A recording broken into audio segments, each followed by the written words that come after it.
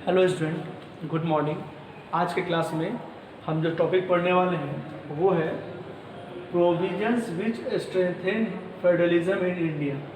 यानी वो कौन कौन से प्रोविजंस हैं जो फेडरलिज्म को भारत में और मजबूत बनाने का काम करते हैं।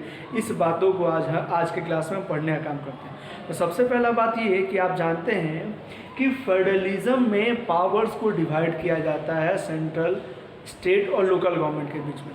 तो यहाँ जो है यानी एक कंट्री में जो भी रूल रेगुलेशंस बनाने लेकर है या जो है पुराने लॉज या में अमेंडमेंट करने को लेकर है, वो कोई भी जो है एक सिंगल ग्रुप जो है वो अकेले जो है उसमें चेंजेस नहीं ला सकता। उसको क्या उस सबसे पहला प्रोविज़न है कि उसको कोई भी चेंजेस लाने होंगे। तो बात हो रही है सेंट्रल गवर्नमेंट की, तो सबसे पहले जो है लोकसभा में जो है उसको जो है 51% यानी कहा जाए 50% से मोर जो है उनको वहाँ मेजोरिटी चाहिए। मतलब उस लोकसभा में उस पुराने नियम में या नए नियम को लाना है तो उसमें उसको पास करने के लिए 51% जो पीपल हैं लोकसभा के टोटल मेंबर्स के, उतने लोगों की उसमें सहमति चाहिए। फिर ये जो होता है लोकसभा के बाद जो होता है ये राज्यसभा में जाता है। ये हो सकता है राज्यसभा से लोकसभा इसमें भी आ सकता है। इसमें भी जो है 50 प्लस जो है यानी 51% मानते हैं। इसमें भी जो आपको 51% चाहिए। यानी दोनों ही सदन में जो है आपको 50% से ज़्यादा की मेजोरिटी चाहिए। और फिर इसके बाद जो है राष्ट्रपति अप्रूवल करते हैं। देन उस नया लॉ बनने का काम होता है या पुराने लॉज में अमेंड करने को लेकर होता है। यानी कहने का मतलब जो है कि जो फेडरलिज्म जो है वो इंडिया को और मजबूत इसलिए बनाता है कि कोई भी एक सिंगल ग्रुप जो है अकेले कॉन्स्टिट्यूशन में चेंजेस नहीं ला सकता, अकेले जो है फंडामेंटल चीज़ों में चेंजेस नहीं ला सकता है। उसके लिए सभी पार्टी, सभी तरह के जो ग्रुप हैं, लोग हैं, उनकी सहमति चाहिए, चाहे वो सेंट्रल के लेजिस्लेचर को लेकर हो या स्टेट के लेजिस्लेचर को। चलिए, ये बातें आपने समझ ली। अब हम जो है अगला जो टॉपिक पढ़ते हैं वो है how is federalism practice in India. ये फेडरलिज्म जो है कैसे प्रैक्टिस जो है वो देखने को मिलता है, वो हमारे भारत में इन बातों को पढ़ते हैं। तो सबसे पहले आप देख रहे हैं लिंग्विस्टिक स्टेट्स, यानी लिंग्विस्टिक से लैंग्वेज के आधार पर स्टेट्स का निर्माण। इसका मतलब ये हुआ। तो सबसे पहले समझते ये है क्या। तो जैसा कि हम जानते हैं कि इंडिया जो है जब आज़ाद हुआ तो करीब जो है 550 से ज़्यादा रियासत जो थे ये छोटे छोटे स्टेट्स में बटे हुए थे। अगर हम बात करते हैं बिहार की अपनी, तो बिहार में 15 रजवाड़े थे, यूपी में देखा जाए तो 25-30 रजवाड़े थे। ऐसे करके पूरे जो था इंडिया में जो है 550 से ज़्यादा रियासत में बटे हुए थे। आपके जो लौह पुरुष के रूप में जाने जाते हैं सरदार वल्लभ भाई पटेल, उन्होंने कैसे स्टेट्स को यूनिफाइड करने का काम किया और फिर जो है लगभग 14 स्टेट्स जो हैं वो आपको बनकर तैयार हुए। यानी आपको जो है उस समय 14 स्टेट्स हुए। फाइनली जब 1950 में हमारा जब देश जो है वो संविधान जो है हमारा जब लागू हो रहा था तो उस समय 14 स्टेट्स में। अब बात यह होती है कि फिर जो है अलग अलग स्टेट से जो है भाषा के आधार पे मतलब जो है मतलब एक अलग स्टेट्स बनाने की डिमांड उठने लगी। इसमें सबसे पहला जो स्टेट था वो था आंध्र प्रदेश। और आंध्र प्रदेश जो है वो मतलब एक नया स्टेट बना, पहली बार जो एक जो है नया स्टेट बनने का काम हुआ। और इस तरीके से तमाम जो है आप देख रहे हैं कि बिहार से आपको झारखंड अलग हुआ, आपको यूपी से आपको उत्तराखंड अलग हुआ, मध्य प्रदेश से छत्तीसगढ़ अलग हुआ, और जो भी रिसेंट में 2000 में हुआ। फिर आप देख रहे हैं अभी रिसेंट 2014-15 की बात करते हैं तो आंध्र प्रदेश से तेलंगाना अलग हुआ। यानी कहीं ना कहीं जो है लैंग्वेज के आधार पे लोग जो हैं वो एक राज्य बनाकर संगठित रहने का काम करते थे, वो एक राज्य बनाकर रहना चाहते थे। इसलिए उन्होंने अपने अलग स्टेट्स की डिमांड की। और सही भी है कि अगर एक लैंग्वेज के पीपल अगर एक राज्य बनाना चाहते हैं तो उससे कोई दिक्कत भी नहीं है। तो इस तरीके से लिंग्विस्टिक स्टेट्स का निर्माण होना शुरू हो गया। यानी जहां आप देख रहे थे 14 स्टेट्स थे हमारे 1950 तक, उसके बाद जो है आज के डेट में 28 स्टेट्स हैं, 28 स्टेट लगभग 14 स्टेट्स और निर्माण हुआ। तो ये कहीं ना कहीं जो है लैंग्वेज के बेसिस पे जो है कल्चर के बेसिस पे इसका जो है निर्माण ज़्यादा देखने को मिला। मैंने आपको बताया है कि रिसेंट में आपको तेलंगाना अलग हुआ है आंध्र प्रदेश से। उससे पहले 2000 के करीब में जो है आपको 3 स्टेट्स के करीब में बने जो है बिहार से आपको झारखंड अलग हुआ, यूपी से उत्तराखंड अलग हुआ, वहीं आपको मध्य प्रदेश, छत्तीसगढ़ अलग हुआ। तो ऐसे तमाम तरह के नए स्टेट्स हो सकता है कि फ्यूचर में और स्टेट्स बनने, हो सकता है कोई नया स्टेट्स बन सकता है। तो इस तरीके से लिंग्विस्टिक स्टेट्स का निर्माण हुआ। चलिए, और इस स्टेट्स के भी निर्माण में जो है अकेले कोई भी एक जो है ग्रुप जो है वो उसको नहीं कर सकता। उसके लिए भी आपको जैसे हमने बताया था फेडरलिज्म ऊपर वाले टॉपिक में कि लोकसभा और राज्यसभा दोनों में ही जो है 50% से ज़्यादा मेजोरिटी चाहिए जो है, उसके बाद ही कोई भी नए एक तरीके से राज्य बनने के लिए वो पास होगा भी। चलिए अगला है, अगला है हमारा सेकंड जो है लैंग्वेज पॉलिसी। लैंग्वेज पॉलिसी बहुत अहम है क्योंकि आपने पहले चैप्टर में पढ़ा बेल्जियम में या श्रीलंका में, दोनों में ही लैंग्वेज को लेकर बहुत ज़्यादा तनाव देखने को मिला।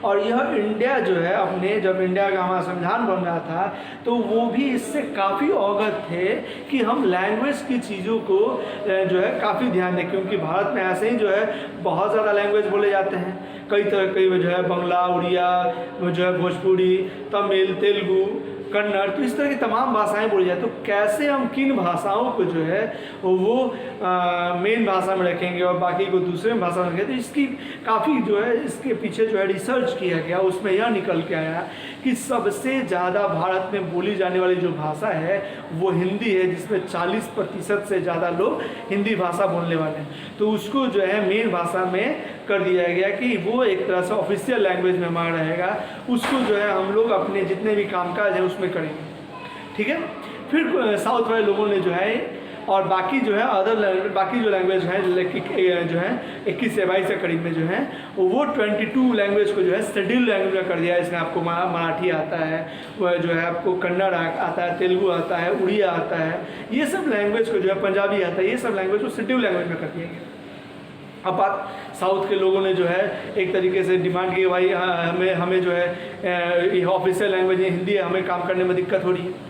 तो उनके लिए जो उन्होंने डिमांड उठाना शुरू किया, उन्होंने एक तरह से आंदोलन करना शुरू किया।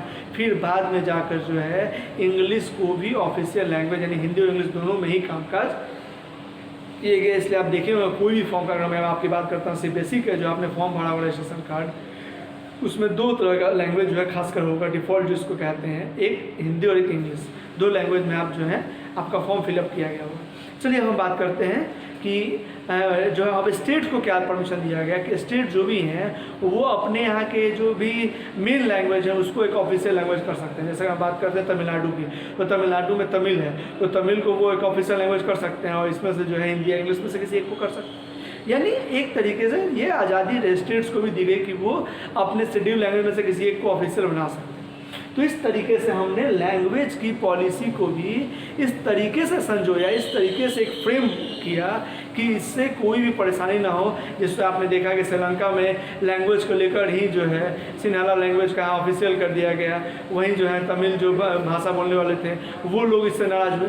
इसी तरीके से आपने देखा बेल्जियम में डच और फ्रेंच के बीच में। तो ये इंडिया इस तरह की जो है इन बातों को नहीं चाहता किसी तरह का इस तरह की समस्या हो, या वो पहले से, क्योंकि ये तो बाद की बातें 1950 की बात श्रीलंका में या तमिलनाडु में आपको बेल्जियम देखने को मिले, लेकिन इंडिया नहीं चाहता था कि इस तरह की समस्या आगे में फ्यूचर में देखने को मिले। इसलिए उन्होंने लैंग्वेज की पॉलिसी पर विशेष कर ध्यान दिया। चलिए हम बात करते हैं central state relation. Central state relation का मतलब हुआ कि सेंट्रल गवर्नमेंट और स्टेट गवर्नमेंट के रिलेशन जो होते हैं किस तरीके से बनाए जाएँ, क्योंकि अक्सर हाँ यह देखने को मिलता है कि सेंट्रल गवर्नमेंट स्टेट गवर्नमेंट को बर्खास्त कर देती है, वहाँ किसी तरीके से जो है वहाँ राष्ट्रपति शासन लागू कर देती है। तो इस तरह से कोई भी हम नहीं कर सकते जब तक उसका एक सिस्टम ना हो।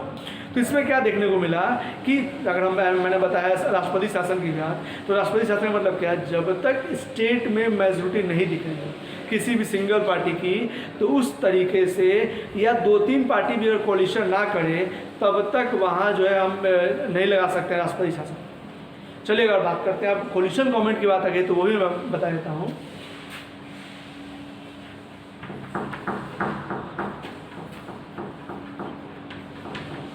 कोलिशन गवर्नमेंट क्या होता है इस बात को समझते हैं। जब 2 या 2 से बड़े, मान लीजिए कोई एक पार्टी है, इसको सिंगल जो है ये पार्टी है उसको मेजोरिटी नहीं है, मान लीजिए 200 सीट है, 200 में जो है इसको 101 सीट नहीं है, तो ये इसको मान लीजिए 70 सीट है।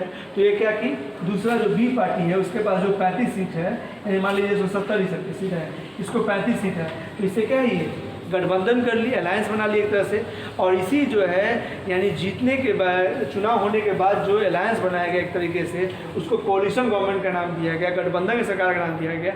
और इससे फाइनली उन्होंने यानी 100, आप देख रहे हैं 105 आ गया, जहाँ पहले 200 टोटल पे आपको सरकार बनानी टोटल सीट थी वहाँ। तो इस तरीके से हम कह सकते हैं कि 105 आने पे वो सरकार यानी उन्होंने अलायंस बना के एक तरह से कोलिशन गवर्नमेंट का निर्माण किया। एक से ज़्यादा पार्टी जो है आपस में मिलकर सरकार बनाने का काम करता है। ये चीज़ जो है 1990 के बाद इसका बहुत ज़्यादा प्रचलन देखने को मिला कि स्टेट के अंदर जो है कई सारे रीजनल पार्टियों का उदय हुआ। जैसे अगर हम अपने बिहार की बात करते हैं तो आपको जदयू हुआ, उससे पहले जो है राजद है, लोजपा है, ठीक है। तो इस तरह के तमाम जो है नई नई पार्टियां देखने को मिली अलग अलग स्टेट्स के बीच में। और फिर कोलिशन गवर्नमेंट का दौर शुरू हो गया। और ये कोलिशन गवर्नमेंट सिर्फ स्टेट में नहीं रहा बल्कि सेंट्रल में भी रही। आप देख सकते हैं कि जब भी जो है आपको बीजेपी की सरकार रही, चाहे अटल बिहारी वाजपेयी की सरकार देखने को मिला, पीवी नरसिंह राव की सरकार देखने को मिले, या आपको मनमोहन सिंह की सरकार देखने को मिले, सब में कहीं ना कहीं जो है वो कोलिशन गवर्नमेंट की बदौलत ही, यानी कांग्रेस को या बीजेपी को अकेले बहुमत नहीं आया उस समय तक। और जो होता है कि वो सरकार बना पाए, उन्होंने जो है छोटी छोटी पार्टियों के स्टेट की पार्टियों से अलायंस बनाया जो है, तब जाके वो एक जो है गवर्नमेंट फॉर्म कर पाए। तो इस तरीके से सेंट्रल स्टेट के रिलेशन जो हैं उसमें काफ़ी पहले के मुकाबले बहुत ज़्यादा सुधार देखने को मिला।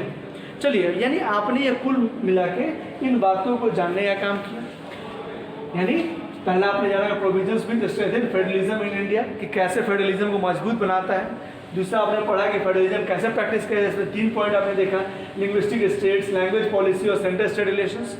नेक्स्ट क्लास में जो है हम इस टॉपिक को पढ़ेंगे क्योंकि ये बहुत बड़ा टॉपिक है कि डिसेंट्रलाइजेशन जो होता है वो क्या होता है और यह क्यों जरूरी है, इसको हम समझेंगे।